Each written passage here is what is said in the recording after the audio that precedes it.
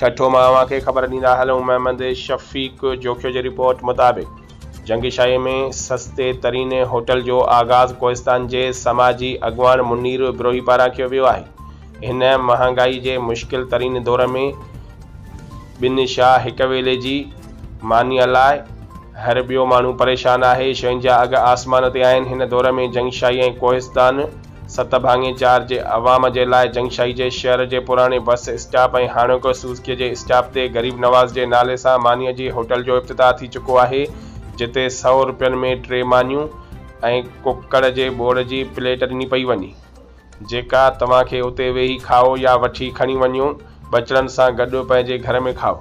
हिन सस्ते खाधे जे होटल जो मालिक जंगशाही जो मशहूर वेल्डर उस्ताद लाला जोखियो ऐं बाह बेली जंगशाही कोहिस्तान 7/4 जो समाजी अॻवान फ़कीर मुनीर साकी बिरोही आहे, जिन जो चवणु आहे त रब पाक करीम आहे, रोज़ीअ जो मालिक आहे, जेको रोज़ी नसीब में हूंदी सा मिलंदी। होटल खोलण जो मक़सदु आहे त देसी ऐं परदेसियुनि खे एतिरे अघ ते मानी ॾिने जो उहे पंहिंजे पेट जी बुख घटि में घटि हिक वेले जी उजाए सघनि।